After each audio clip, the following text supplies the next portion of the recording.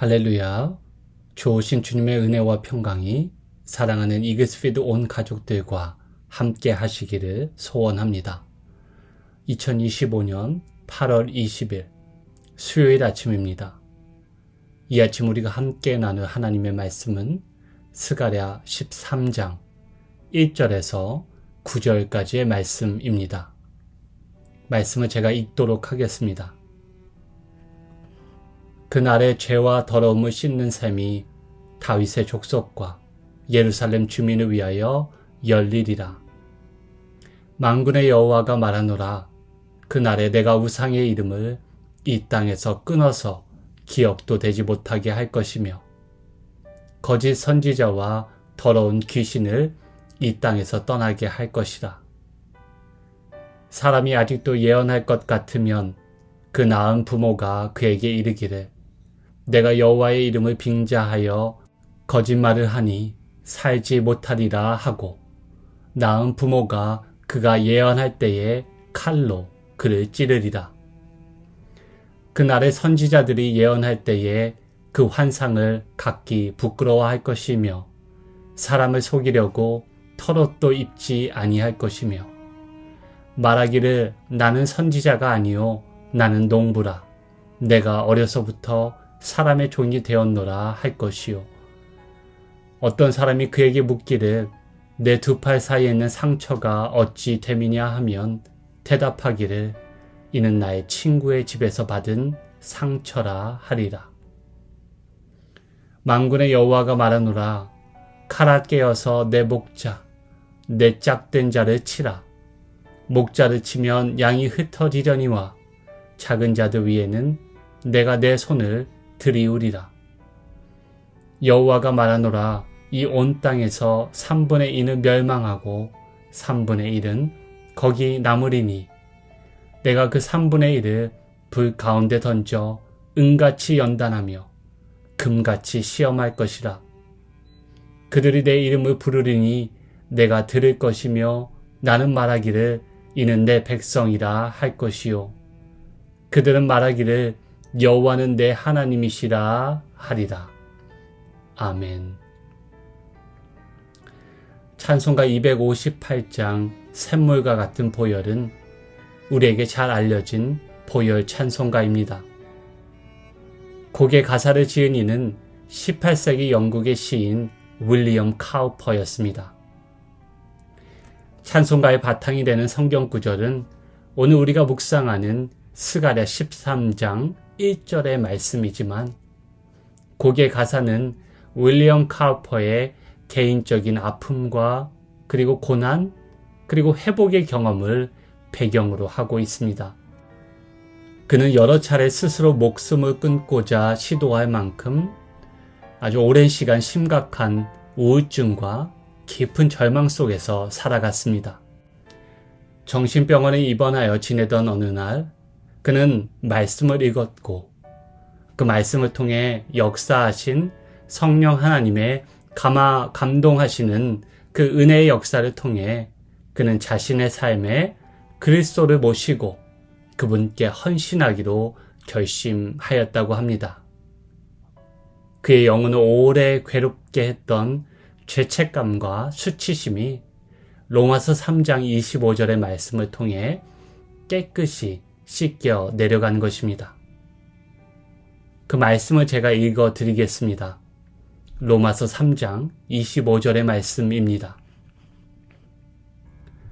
이 예수를 하나님이 그의 피로써 믿음으로 말미암는 화목제물로 세우셨으니 이는 하나님께서 길이 참으시는 중에 전에 지은 죄를 간과하심으로 자기의 의로우심을 나타내려 하심이니.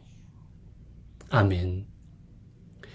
우리를 위해 화목제물이 되신 예수 그리스도로 말미암아 지난날에 그의 죄악이 용서받고 사망 권세에서 구원받았음을 강력하게 경험한 카우퍼는 그 은혜를 시로 써내려 간 것입니다.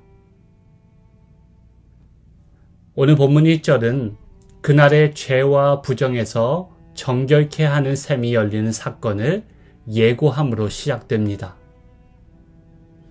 여기서 말하는 그날은 어떤 날입니까?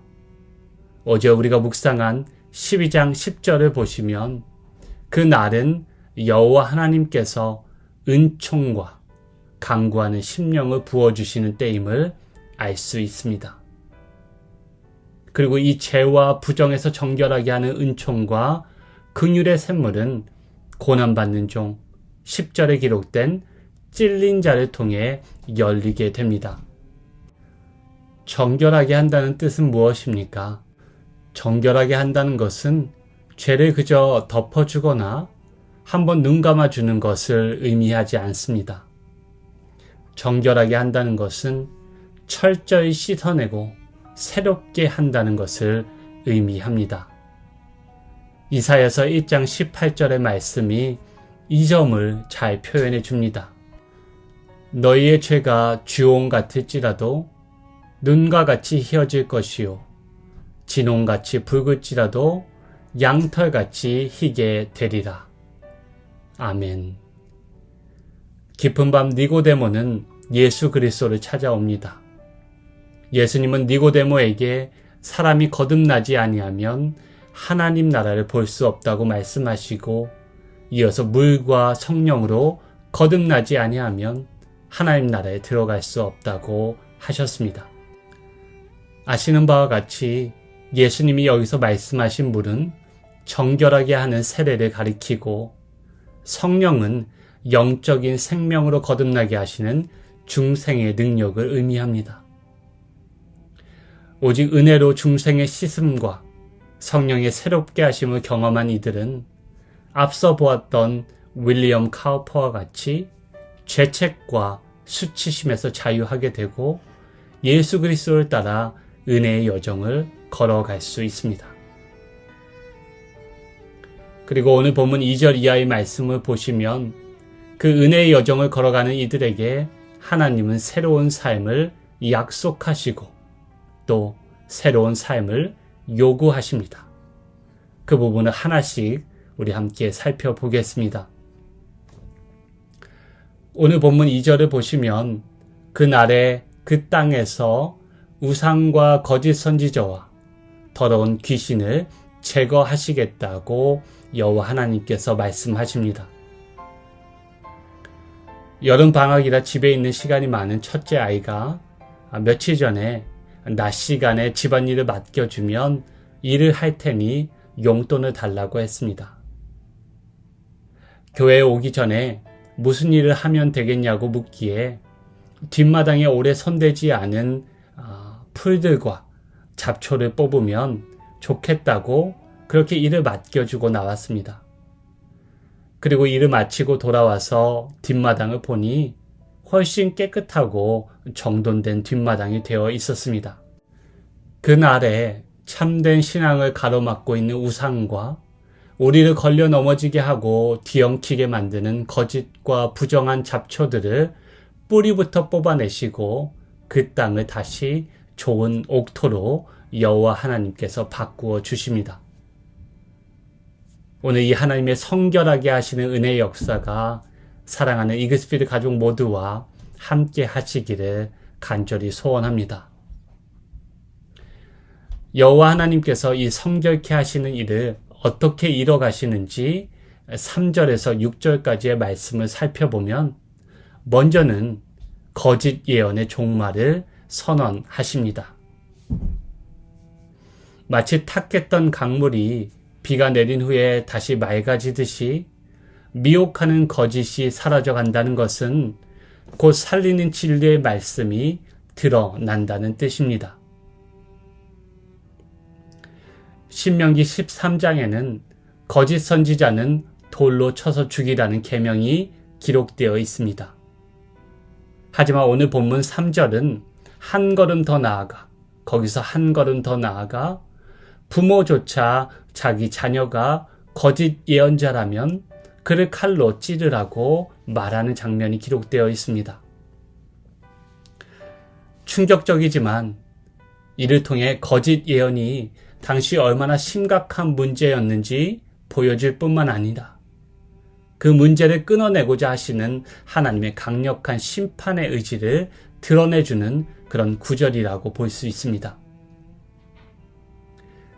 4절에서 6절까지에 묘사된 거짓 예언자들의 모습을 살펴보면 마치 창세기에 등장하는 인물들이 떠오릅니다. 아버지 이삭을 속이기 위해 형 에서의 옷을 입고 털옷을 둘렀던 야곱과 같이 털옷을 입고 예언하던 거짓 선지자들은 더 이상 털옷으로 사람들을 미혹할 수 없을 것입니다. 또 거짓 선지자들은 자신들의 정체를 선지자가 아닌 인류 최초의 살인자였던 가인과 같은 밭을 가는 농부로 가장할 것이지만 결국은 은폐된 그들의 정체는 드러나고 수치를 받게 될 것입니다. 7절은 칼아 깨어서 내 목자를 치라 라는 명령으로 시작합니다.